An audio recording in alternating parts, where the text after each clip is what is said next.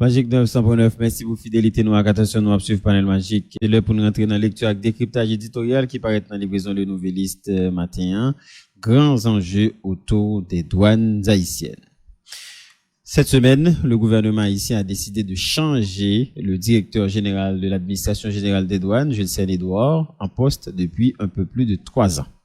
Son passage à la tête de l'administration des douanes a coïncidé avec une période faste pour l'État haïtien avec une succession de records de perception de recettes. Dans un article en une de cette édition, le Nouvelliste se penche sur les perceptions effectuées par la douane ces 6 dernières années. 3 avant l'ère Édouard et 3 pendant son leadership. Le gouffre est éloquent. De 2019 à 2022, les recettes douanières cumulées ont atteint 139,2 milliards de gourdes. L'insécurité n'avait pas encore atteint le pic actuel et les frontières terrestres avec la République dominicaine étaient encore sous contrôle des autorités haïtiennes. Sous Édouard, avec les mêmes douaniers, une capitale contrôlée par les bandes criminelles et des frontières terrestres qui échappent aux autorités, les douanes ont collecté plus de 351 milliards de gourdes de juillet 2022 à septembre 2025. En pleine période de turbulence de toutes sortes, les recettes en douane ont plus que doublé. La moyenne mensuelle de la perception est passée de moins de 4 milliards de gourdes à près de 10 milliards de gourdes. Qu'est-ce qui explique une telle performance? Plusieurs facteurs ont été révélés pour expliquer les perceptions records. D'abord, le changement de directeur général à la douane suivi de la mise en accusation de Romel Bell, prédécesseur de Jules Édouard. Il y a eu aussi l'engagement pris par Ariel Henry pour interdire les passe-droits pour certains acteurs du secteur privé haïtien, formel et informel, comme c'était le cas sous la présidence du président Jovenel Moïse. La bonne conduite des autorités politiques haïtiennes depuis juillet 2022 s'est perpétuée sous le Conseil présidentiel de transition. Il y a très peu d'interférences politiques ouvertes dans les affaires de facturation douanière. Les douanes haïtiennes, depuis juillet 2022, se sont aussi mises à respecter les positions tarifaires officielles pour rétablir les bordereaux. Il y a eu beaucoup de grognes et d'accusations d'abus, mais la loi a prévalu. La structure de contrôle de la valeur des marchandises importées est la pierre angulaire de la performance de la douane. C'est elle qui analyse les documents pour contrecarrer les fausses factures, les glissements tarifaires et éviter les déclarations sous-évaluées, avait expliqué au Nouvelliste en septembre 2023 une source douanière précisant que, contrairement auparavant, les positions tarifaires sont respectées. Le dernier facteur et sans doute la plus extérieure aux douanes a été des engagements pris à partir d'août 2022 par 2 groupes importants du secteur privé haïtien, regroupant les principaux acteurs formels de payer à l'État ce qui était dû au fisc. En septembre 2022, le chargé d'affaires de l'ambassade des États-Unis, Eric Strohmayer, fit savoir qu'il avait rencontré le directeur général de l'administration générale des douanes, Jules Édouard, pour discuter des opérations douanières et renforcer la coopération mutuelle. Le 8 décembre 2022, des associations patronales et de nouveaux entrepreneurs, parmi les plus importants du pays, ont repris position ensemble dans une même note de presse. Dans cette note, parmi d'autres engagements, on pouvait noter lancer un programme immédiat et intensif de réforme des pratiques commerciales internes pour promouvoir la transparence, la concurrence loyale et le strict respect des normes éthiques et juridiques qui doivent guider toutes les activités économiques dans une Haïti démocratique, paisible et stable.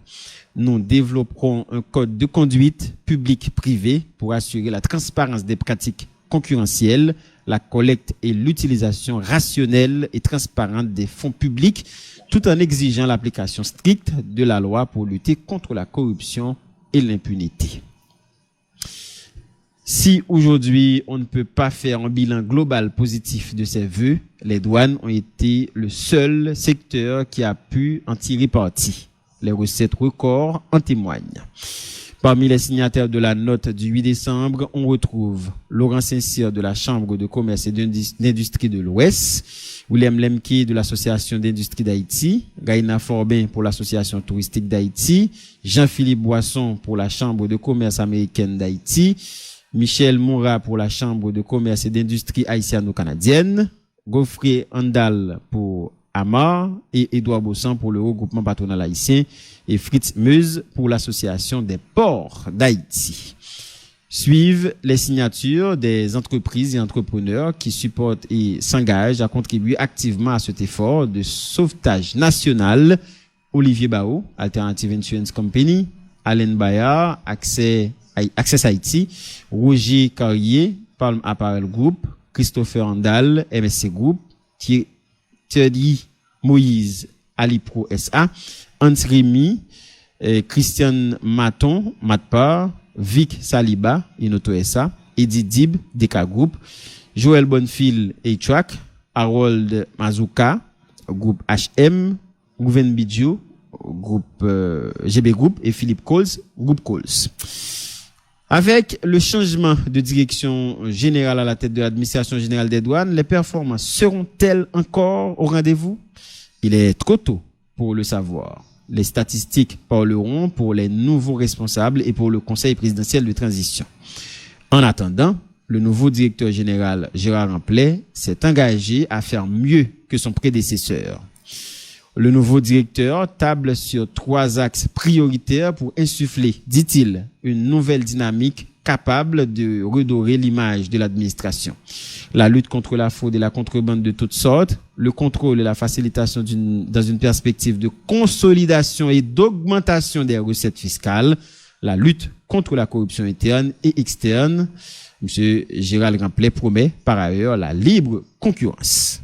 Les finances publiques et le pays attendent beaucoup des douanes maintenant que les records de perception de recettes sont devenus la norme. Franz Duval. Merci Junior Célestin pour lecture là. FD, bonjour, bienvenue pour décryptage. Bonjour Monsieur Alphonse, bonjour Monsieur Célestin, bonjour Geoffroy, bonjour Sénat, bonjour Gaël, bonjour Germina, Livette, Dr Edma, bonjour chaque auditeur, chaque auditrice magique. Nous sommes contents avec nous matin. Bien content avec vous tous. Semaine, ça, le gouvernement haïtien décide d'échanger le directeur général douane, Jules Sen Edouard, lui en poste depuis 3 ans. C'est une succession de records de recettes et qui a son actif. Bon, oui, c'est ça, chiffré, et pour le moment. Nouvelle lycée Noatique qui n'a une matin, analysé 3 ans avant Jules Sen Edouard arrivé et 3 ans pendant Jules Sen Edouard là. Monsieur Alphonse, chiffre parler. De 2019 à 2022, recettes douanières pour 3 ans, t'es fait 139,2 milliards de gouttes. À l'époque, insécurité à Port-Conan, Jean là, frontière terrestre avec la République dominicaine, ils ont toujours sous contrôle autorité haïtienne. 3 ans après, c'est-à-dire pendant 3 ans, Jules Sen Edouard là, côté que capitale là, bon, donc on a qui est à capitale là, il y a une bonne criminelle, frontière terrestre, pas sous compte autorité encore quasiment, et bien la douane collectée sous 3 ans, même période de temps, 351 milliards de gouttes de juillet 2022 à septembre 2025. 139, 351. Oui, ça veut dire que recettes plus que doublé pendant une période de turbulence. Moyenne mensuelle de perception est passée de 4 milliards de gouttes à peu près à près de 10 milliards de gouttes par mois. Ça explique une telle performance. Bon, nouvelle liste allait, parce que nouvelle liste suit le dossier douane depuis des années, là, qu'on y a, et plusieurs facteurs que nous remarquons. D'abord, c'est un changement de directeur dans la douane, mais le changement de directeur, ça a suivi tout de suite de mise en accusation de Romel Bell, qui était là avant Jules Sen Edouard. C'est-à-dire, au cas où le directeur de la douane est pour retrouver un problème avec la justice. Deuxièmement, ça, la nouvelle liste apprend, Ariel Henry te prend une décision lui-même, il pas bypass droit pour mon secteur privé, que le secteur privé formel, que le secteur privé informel. À la différence de ça que qu'on fait sous président Moïse. On dit que bonne conduite autoritaire politique haïtienne, eh bien, juste ce conseil présidentiel de transition là, il continue toujours. il y a très peu d'interférences politiques ouvertes dans les affaires de facturation douanière. C'est là que pas gagné, non, monsieur Alphonse, mais pas grand pile. En Haïti, depuis juillet 2022, se sont mises à respecter les positions tarifaires officielles pour établir des bordereaux. Il y a eu beaucoup de grogne et d'accusations d'abus, mais la loi a prévalu. Ça veut dire, monsieur Alphonse. Nous, ça, nouvelle liste postée dernièrement, situation pour le swap important machine, deuxième main. Il y a une loi, oui. Loi, c'est pas une loi qui écrit ça il y a 3 ans, non, c'est des lois anciennes. Sauf que souvent, en Haïti, nous pas respecter tarifaire, nous pas respecter, nous pas appliquer toutes les taxes et redevances qui viennent pour appliquer. Bon, douanier a l'attitude ça pour l'appliquer ou bien pour le pas appliquer, c'est les qui fait vos droits. Mais pour respecter la loi, Bordeaux a explosé effectivement. Maintenant, FD, où sont les positions, c'est une époque, le Ariel Henry était là, en 2022, dans la période ça, et t'as gagné des grosses manifestations, pendant Ariel Henry. Et il te dit, c'est son série de contrebandiers, c'est mon qui parlait. Premier gros choc Ariel Henry, c'était ça. C'était là la douane commençait à passer et Bordeaux, on l'autre gens. C'est les contrôles là commençaient à augmenter. Ça aurait les contrôles de la valeur des marchandises importées. Ils ont structure qui mettent sous pied. Et bien, ils dit que c'est ça que la douane performance Léo. Parce que, ils te suspendent et mettent dans un tiroir pour hommes d'affaires. Et hommes d'affaires te frappent conseil de manifestation. Nous sommes ça, monsieur Alphonse. Enfin, ils te financé. On dit ça comme ça. Et d'autres opérateurs politiques également, parce que parti ça tout, faut nous rappeler. Non. Les hommes d'affaires ont un problème, monsieur Alphonse. Les amis politiciens, ni. Ouais. Et les gens qui comptent faire pour lui, chaque monde compte faire bagarre. En tout cas. Bon, maintenant, on dit, bon dernier facteur, mais son facteur qui est extérieur aux douanes. Ça le dit. Bon, facteur ça, c'est que, on sous songer, monsieur Alphonse, en août 2022, il y a 2 groupes, société civile, secteur privé, puis gros entrepreneurs ici, on partit de regrouper dans les regroupements patronal haïtien, quoi. L'autre là, c'est le groupe Makaya. Et bien, tout le monde, ça, te dit que vous voulez respecter la loi et vous voulez payer à l'État, ça l'État doit demander. C'est un changement majeur dans l'histoire, business, la douane, taxe en Haïti. Un mois après, en septembre 2022, pour la première fois, c'est chargé d'affaires ambassade des États-Unis en Haïti à Extromae, qui lui-même dans le directeur de la douane, dans le bureau directeur de la douane, t'as expliqué que les États-Unis supportaient ça qu'a fait là.